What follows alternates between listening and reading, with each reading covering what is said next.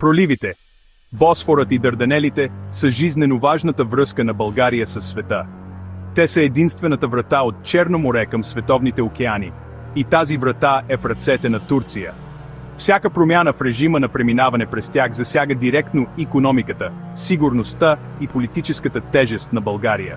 Днес, в свят на напрежение и нови конфликти, въпросът за проливите е по-актуален от всякога. Турция все по-често използва стратегическото си положение, а възможността за затваряне на проливите вече не е само теория. Ще разгледаме международните правила, потенциалните рискове и възможните изходи за България.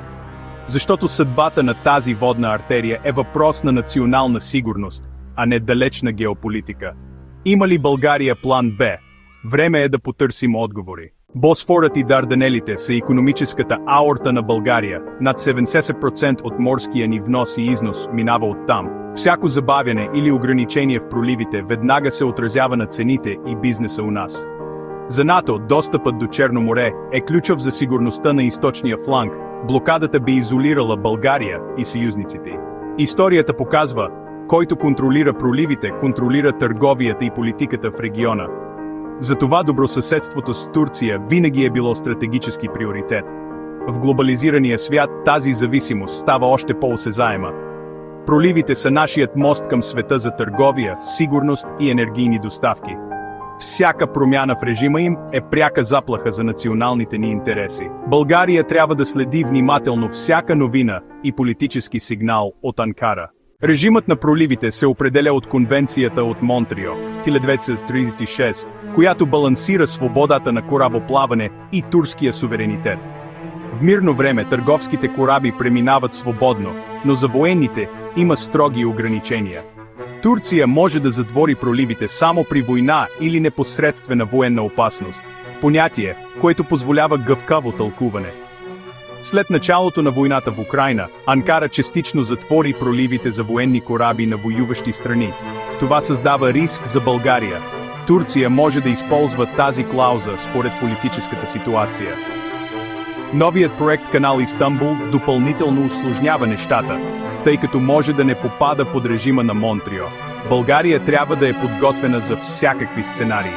Международното право дава рамка, но реалната власт е в ръцете на Турция. Ако проливите бъдат затворени, България ще понесе тежък икономически удар. Блокирани пристанища, спрени доставки, фалити и скок на цените. Военно ще изгубим достъп до съюзническа подкрепа по море, а Черно море може да се превърне в Пруско езеро. Ще се наложи да разчитаме на ограничени собствени сили за защита на морските граници. Политически ще загубим влияние в ЕС и НАТО, превръщайки се в изолирана периферия. Ще бъдем притиснати между интересите на Турция и Русия, с ограничени възможности за независима политика. Дългосрочно, блокадата ще доведе до демографски и социални проблеми, обезлюдяване, несигурност, политически екстремизъм. Цената на затворените проливи е непосилна за България. Превенцията на този сценарий трябва да е национален приоритет. Не можем да си позволим да платим тази цена. Затварянето на проливите превръща географията ни в капан. България и съседите остават изолирани в Черно море. Това води до икономическа стагнация, отлив на инвестиции и по-високи логистични разходи. Енергийната ни сигурност е застрашена. Губим достъп до неруски газ и петрол. Ставаме зависими от ограничени сухопътни трасета. Военно, без съюзнически флот, защитата на крайбрежието става трудна, а хибридните заплахи по-опасни. Изолацията отваря врата за външен натиск и изнудване. Най-големият риск е психологически. Усещането за капан подкопава вярата в европейския избор и насърчава популизма. Борбата срещу изолацията е битка за духа и самочувствието на нацията.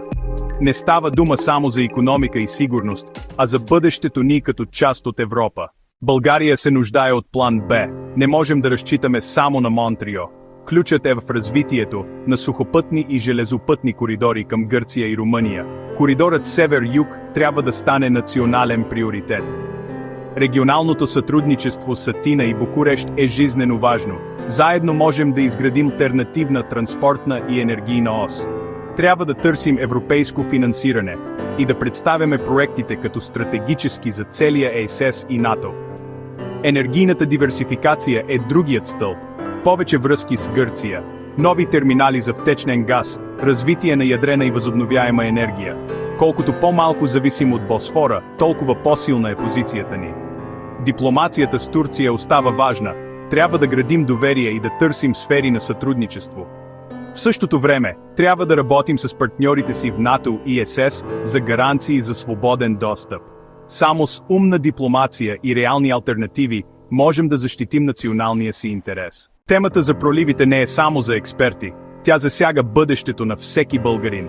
Свързаността със света, работните места, сигурността, всичко зависи от тази тясна ивица вода. Не можем да си позволим да пренебрегваме темата или да чакаме криза. Трябва да изискваме от политиците дългосрочна стратегия, инфраструктура, съюзи и енергийна независимост. Отговорността е и на всеки от нас, да бъдем информирани и да настояваме за действия. Колкото по-добре разбираме зависимостта си, толкова по-силен ще е натискът за адекватни решения.